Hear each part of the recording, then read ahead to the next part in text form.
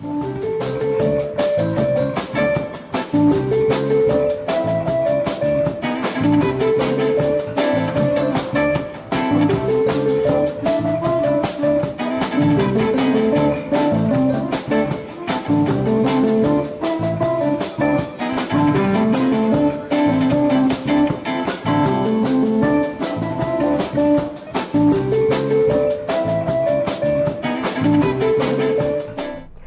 evening and welcome again to Public Perspective. I'm your host, Kevin McDermott, and we're here with episode 2.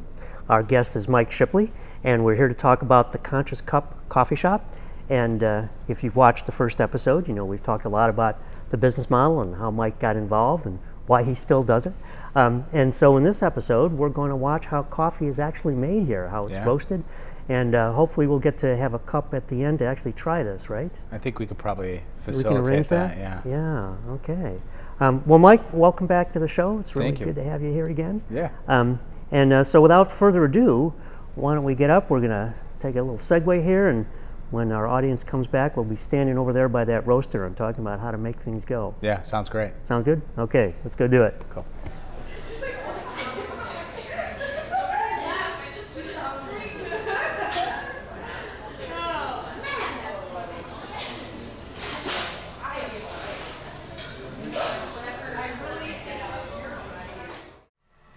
Well, Mike, here we are. We're where it all happens, right? So why don't you take us through it and show us how this works, and you know, we'll try to stand out of the way and not be obliterated by the coffee. Yeah, right? It's not going to be too dangerous, so Okay, we'll be all right. It's good to know. So we've been working on our temperature right now, and I've got the roaster nice and hot, and it's been running at this temperature for a little while. So what's hot? This says it's almost 400 degrees. Almost 400 degrees, yeah. That's how hot it should be? That's how hot it should be. That's really hot. It's pretty hot. Yeah.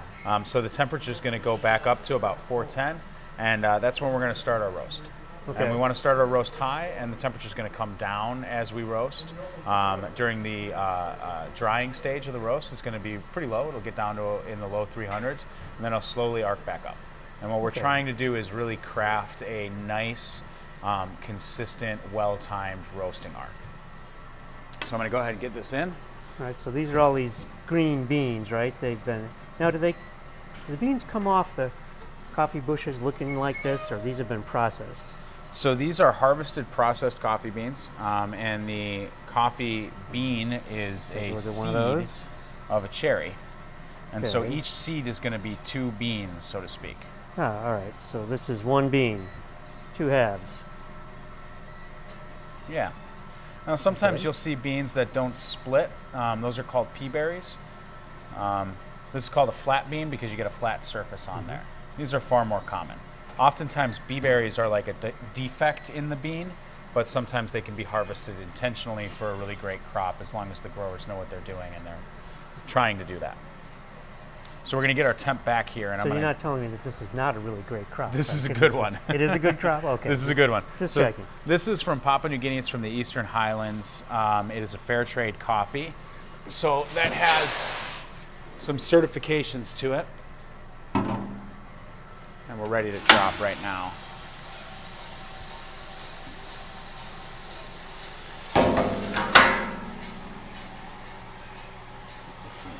So what I'm going to do is I'm going to come back and I'm going to set my temperatures, and these are basically 2 temperature settings that we'll do to apply heat differently over the course of the roast. And the roast takes how long overall? We're looking for about probably a 12 to 14 minute roast right now. So how do you know if it's 12 or 14? We'll time it. But does 12 make, I mean, do you get it, is it a different roast if you do 12 versus 14? It can be. You know, with this coffee, we're going to be pushing it a little bit darker. It's not a small, dense bean. It's a relatively large bean. It's going to be able to handle a lot of expansion and a lot of roasting. It'll expand while it roasts? It expands while it roasts. During the drying process, what you'll see is this bean will turn slowly from green to a lighter kind of pale green, and then eventually a yellow, and then eventually it'll start to brown. At a certain stage in the roast, it'll almost double in size. And then eventually we'll get down to the roast kind of initiation, and that's when you'll get the effect of releasing the oils and the sugar. The bean becomes brown and brittle, so that we can eventually grind it and brew it. Right around that time, we'll drop the roast. Depending on the roast, we'll you push it a little longer or a little shorter. When you say drop the roast, you mean that just stops Finish the the process? roast. Yeah. Okay. Yeah. Doesn't drop suddenly on the floor. Not on and the you floor. have to clean it all up. We'll No. drop it into the bin. We have Okay. certainly made the mistake of Dropping dropping it on the floor. but Yeah, okay, yeah. rookie mistakes. It happens. Yeah. You know, it's like you got to do everything wrong a few times before you get it right. Yeah. Exactly. So we've got some time now. So what I typically like to do is just make sure that my temperature sets are good. Like to double check these. You can't check enough. And then I'll just check my Well, this chimney. keeps giving you, like, it's 176 degrees Fahrenheit, then it's 410. What it's you reading saw two me, different things, right? Yeah, what you saw me doing is just cycling through my temperature settings. I was just double checking that my first temperature setting is at 350 degrees and my second temperature setting is at 410 degrees. So what was that, 189? So this I'm is looking the at actual now? temperature inside the drum right now. So this is So it called was- the... So it was heated up to 410. Yep. And by dropping in all these room temperature beans, Correct. everything drops, Yep, right? And so now it's exactly. got to come back up to 350, 400? We'll probably drop around 415, 415. Yeah. Okay. So possibly a little bit later. All right, so is that kind of how long it takes? And it takes the oven, the time it takes to get back up to this 400 some Yeah. degrees. Yeah. And by the time it reaches that, it's pretty much done? Yeah, and what we're trying to do is control a handful of variables to make sure that that process is as smooth as possible. That we're not getting any spikes in the temperature, that it's just running nice and slow and smooth. Smooth increase, right? Got it. And one of the ways that we control that is with our temperature and with our flame, the actual literal applied flame. So we want a very hot and heavy flame right now, and then we'll taper that down as we get into the roast. And eventually when we get near ending the roast, we'll shut it off entirely. And then the coffee inside there itself will help to conduct heat. What happens is the coffee gets to a point called first crack, and that's that part where the oils and the sugars come out and it'll literally pop. So you'll hear it kind of popping like popcorn. Yeah. And it'll start conducting its own heat. And at that point, we can really start to taper a little bit and minimize how much we're applying as far as the flame so that the roast finishes itself. Huh. Okay. So I'm going to be able to, in fact, I can see the flames. I don't know if see our the camera flame. can pick Yep. it up. You got this little window over here, little porthole. And you might not be able to tell yet, but there has been some color change. And it's starting to get just a little bit lighter. Okay, I can see some of them, yeah, looking lighter. And that's just my trier. That just gets me into the roast to see what's going on. So we joked about getting it wrong a bunch of times before you get it right. Yeah. But tell me about that. I mean, because you seem to have this down to it. Been doing it for a while. Yeah, I'm sure you have been. But how do you know? I mean, how do you learn all this stuff? Yeah. How do you figure out this process here? I think it's like probably a lot of industries right now. There's so much information available to people online. There's a lot of great companies that are very open with sharing how they roast. There's a lot of importers now who will share roast profiles with specific coffees. So the industry's really changed and grown up in the information age and the data age. When we first started only 13 years ago, we didn't quite have that same experience. I mean, we were on MySpace 13 years ago, so Yeah, that's a while ago. that Yeah. tells you something. Yeah. And when we started, and what we did is we were really committed to understanding the standards and best practices in the industry, really knowing what we were doing when we were roasting and looking at it from that kind of very objective and scientific approach. But we also knew that we wanted to evolve and grow with the industry too, and so we have always sought out new information, and we've always been really eager to learn more and improve. And I think like anything, you just keep practicing, you keep trying at it. We brought in some heavy-hitting consultants who helped us over a 3-day span to learn how to Did you have roast. to fend off when those heavy hits were coming your way? Those long days, but Yeah, I'm sure. good thing we had coffee. Did they tell you all the things you were doing wrong? And They told us that they tried to tell us what to do right first, but of course Okay. we make some mistakes on the way. yeah.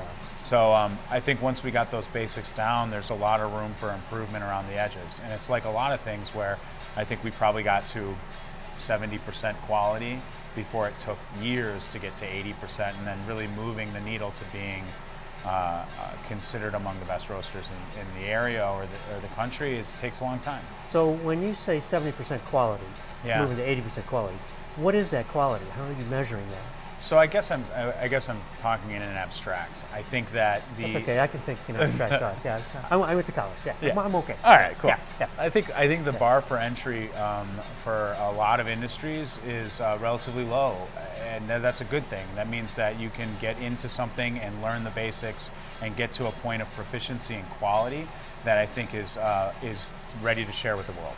And so a lot of new roasters, they come into the experience without having any background in roasting.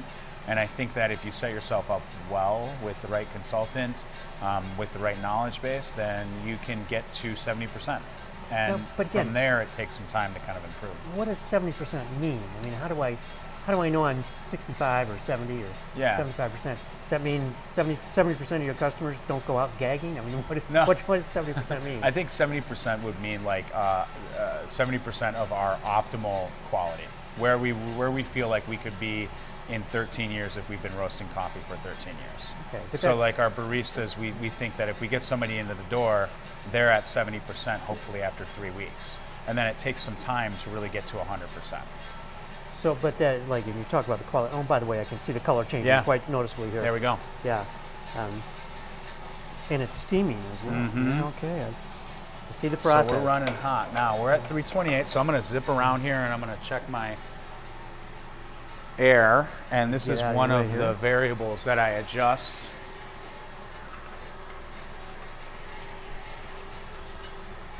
Let's sneak back over here. So what did you just do there, and how did you know how to adjust it to where you put it? Right, so what I'm adjusting is airflow right now, and I'm just opening or closing a vent to increase or decrease airflow inside of the drum. And so what I did is I actually closed that vent a little bit to increase some of the airflow inside of the drum. And so that helps to decrease my applied heat as my roast is ramping up. Okay. So it's the variable similar to the variable with the flame. You know, we want to kind of try to manage and control that. Well, sure, it's like a internal combustion engine. There's a mix of oxygen and gasoline, and you got to get the mix right. Yeah. In order to get the ignition the way you want it. Otherwise, what we'll end up doing is we can tip or scorch the bean, and we'll get dark spots on the bean, and you'll get you'll taste deficiencies. That, right? You'll get bad quality. Yeah. So I think that's maybe a good example of jumping between that 70% to 80% to 90% to 100%, where eventually you can get to a quality where you're avoiding all of those deficiencies and you're really truly bringing out the best in the roast. It just takes some time to get there. Is there I won't say if there's an independent scale, but are there independent arbiters of this quality thing where you can submit your roast for contests? Or? And I don't know that they would say it the same way that I did. You know, Yeah. I think that's just kind of an off-the-cuff idea that that we want to work really hard to get to proficiency, and then know that to be an expert, it just takes a long time. Like anything else, 10,000 hours. Yeah. There are some independent reviewers. One of the most popular is Coffee Review, and it's an online website, and they position themselves like Wine Spectator or Whiskey Review, and they just do blind objective tastings and reviews of coffees, and we submit to that occasionally, and we submit to their contests, and we're pretty consistently in their higher marks, above 90%, which is a great 90 points. So which is like a the great wine scores above 90 is good. Yeah. So I'm going to go around and I'm going to adjust one more time, and we're coming pretty close.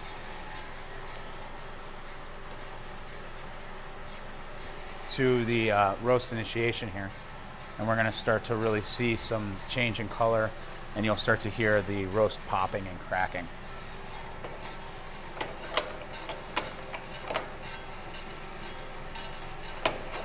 So it raises the question for me about, again, going back to quality.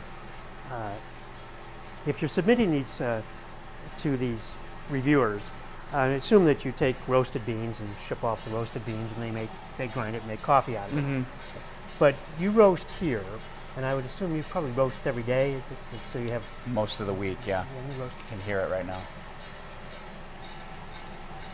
Yes, I did hear it. You hear it? Okay. So that's first crack right now. Yeah.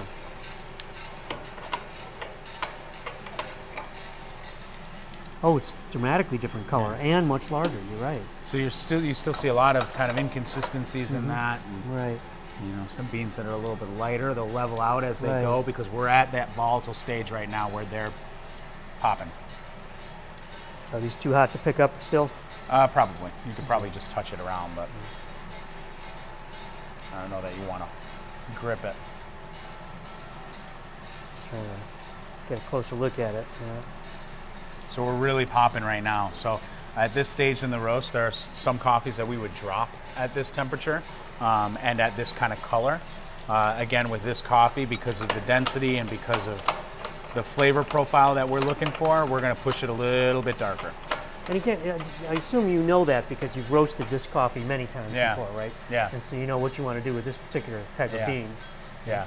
One of the things that we like to do with all of our coffees, I'm going to have to focus here for just a second, is we do profile roasting. So our goal is to bring out and highlight the best, most unique possible flavors that we can get out of a coffee. And so we try to kind of taste it and cup it blind and see what we like, and then practice and push to get that as a repeated roast. And so we're right here. We're going to go ahead and drop this. Wow, I can feel the heat just pumping off of that thing.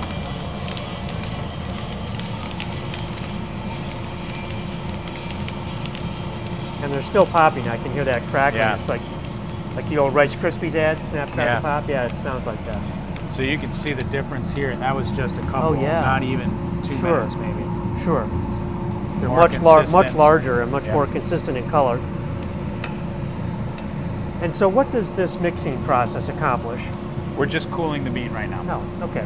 So we're just agitating and trying to cool it as rapidly as possible. And we'll let it sit here for, 3-4 minutes, and it'll be at a lower temp. And that's because you want it to stop cooking. Exactly. Yeah. We don't want any residual roasting, and there's a lot of hot coffee beans connected to each other, so they're going to conduct their own heat to a degree. Right, and this mixes them up and churns them, so I can see that happening, So for this coffee, we're really familiar with this Papua New Guinea. It's one of the coffees that we roast all the time, all year long. We'll contract it out to make sure that we've got enough for the course of the year.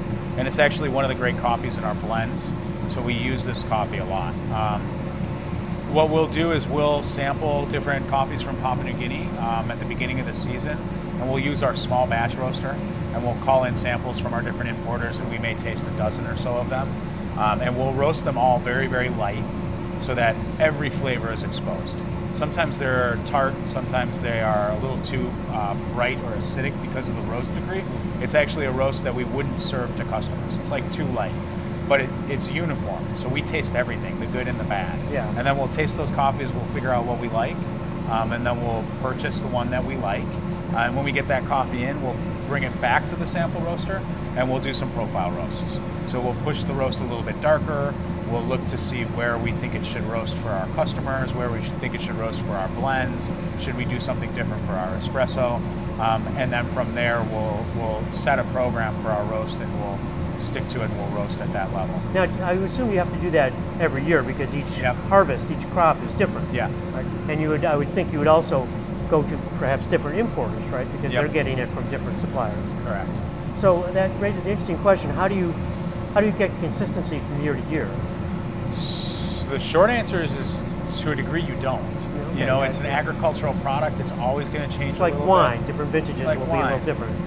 When you tend to buy from the better producers, assuming there's no natural kind of catastrophes or infestations or tsunamis, things that happen in a lot of these countries, you'll get pretty good consistency from year to year. There may be some fluctuations in maybe the brightness of the coffee or the specific fruit tones that you might pick up, but generally speaking, you can get really good consistency from the better producers. And so for a coffee like this, we really rely on that. We want to buy the crop that we find is most consistent with the previous year, but also is the best among the crowd. So we don't want to be too afraid to say, no, let's switch it up and we'll do this. Because we can always change a blend a little bit to highlight different flavors. So having dealt with the distributors or the producers that you have, do they now know what you're looking for? Have you built enough of a relationship with them where they're going to ship you particular things because they know that's what you're Yeah. That's where you're trying to serve your customers. I think right? a handful of them we've got relationship for over a decade with, so there are certainly some of them who know what we're looking for, who will reach out in advance of lots arriving, who will send samples out to us knowing that we might be interested in the Costa Rican that's coming in from Las Lajas later this year. Yeah. And then we get a lot of samples from other roasters in the country. As the industry is growing, not roasters, but other importers in the country, and as the industry is growing, we're seeing more and more importers sending us samples that are maybe representing only specific countries and aren't as big as some of our other importers. Coffee's traded on two markets, basically. It's a commodity market, but it's also a specialty market. And like anything like that, the specialty is going to mirror that commodity market to a degree, but they're completely separate worlds. The commodity market is traded on the New York Coffee Exchange and the German Coffee Exchange. They're lower grade coffees. They don't have the type of flavor that we're looking for with specialty grade. And then among that specialty grade market, we rely really heavily on great importers and exporters who are identifying really wonderful coffees at origin and then bringing it in and sending out samples for us. So how do they know at origin? I mean, it's still on the plant. They don't know what it tastes like, or do they? Do they take it off and sample it themselves? They do. They take it go off through and this sample process. it. They get, and the better ones will be very involved with the growers and helping to either sometimes finance improvements at the farm level, but certainly give advice and feedback on that. There's oftentimes a disconnect in information between the producing countries and the consuming countries. And so what we're looking for in a coffee, we want to be able to communicate back down to the producing countries so that they can kind of fulfill that consumer need. And you're seeing a lot of great importers filling that void and really truly helping to benefit growers, improving their crops, improving the price that they can command for those crops, and vicariously improving their communities and their broader space in their countries. So are we essentially done with this? I know I see the mixer We are has essentially stopped. done, yeah. Okay, so that's ready to be ground up and drunk as coffee. You right? got it, yeah. All right, well, you can send some of that over to your baristas and see if we can get a little coffee before We can do that finish for up. sure. All right, great. Thanks for the demo. It's Yeah, been, of course. Thank you for watching. Eye-opening and nose-opening. Smells good. Yes, it does. All right. Sure. So I had an older gentleman come in one time and tell me that he's looking for the best cappuccino. He's been all over the place, and he hasn't been able to find a good cappuccino outside of Europe.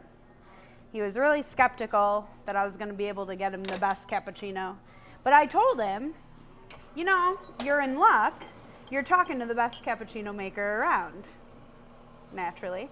And of course, he's like, I don't know about that.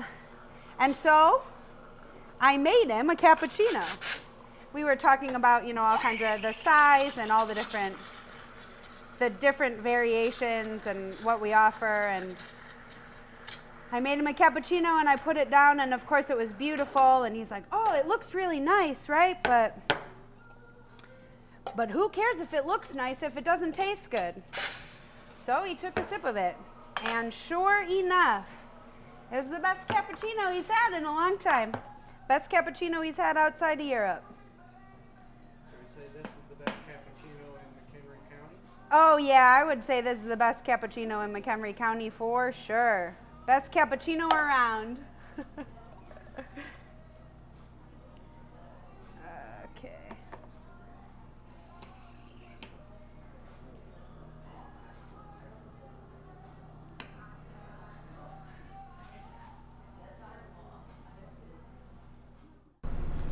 Well, Mike, here we are. We're sitting back in our studio-like setting Yes. here, comfortable coffee drinking chairs, and we get to sample the brew that you've spent so much time now grinding and getting ready for us. Yeah, so again, this is Papua New Guinea. It's Kato Tapese, which is the organization. It's a fair trade cooperative that harvests, and processes this coffee. So this is fresh crop this year. It's a coffee that we buy almost every year. Like I had said, we'll sample a lot of different coffees, but we like to get consistency. And so when it's on point, it's on point. And today it's on point. Well, on point, it's not on point till it's in the cup and I can sample this All wonderful right. stuff. Right? It just looks wonderful too. All right, so it seems like a toast is in order. Yeah. Cheers to the best coffee in the world. Cheers.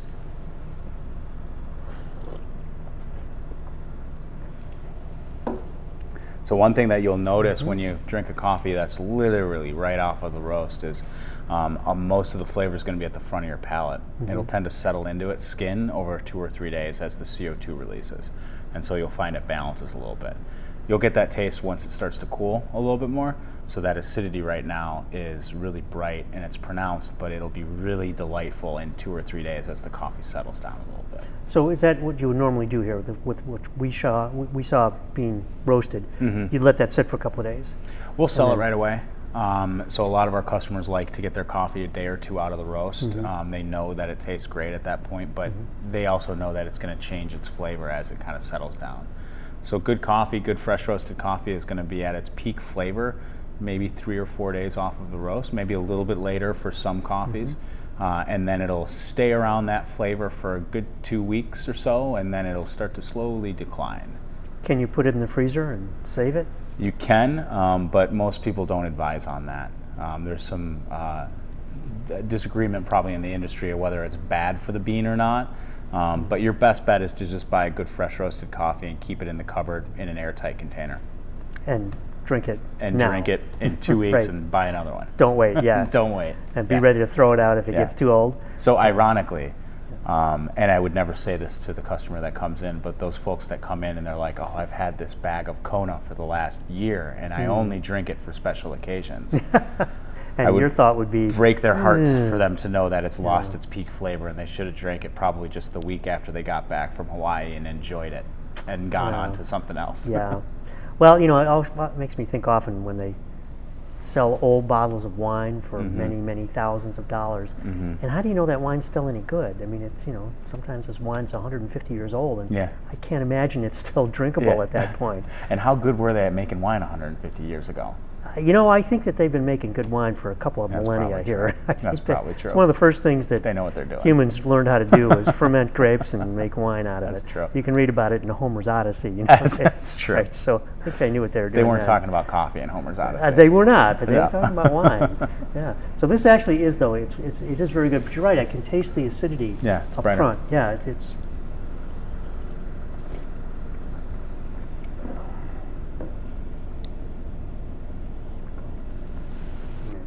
It's funny. One of the things that you do with coffee is it's a beverage that you aerate. So some beverages you aerate, some beverages you don't. Wine you would aerate, beer you would not. Coffee you'll aerate. And to do that, you have to slurp it into your mouth and spray it across your palate. And inevitably, when you're doing that for the first time, you inhale the coffee. And so it's a very common experience for all of us. I just did it last week. So when I clear my palate here, I will actually take another sip without any. And you may even notice the flavor changing a little bit now as it's cooling down. Yeah, it's smoother. I can taste that. Yeah. So, someone coming in, since I recompose myself here, we'll ask the question. So somebody coming in and ordering a cup of coffee, if they come here regularly, they know how you do this. Do they ever express disappointment? Do they ever tell you that this isn't what they were looking for? Yeah, absolutely. People have their preferences, and coffee tastes totally different from country to country.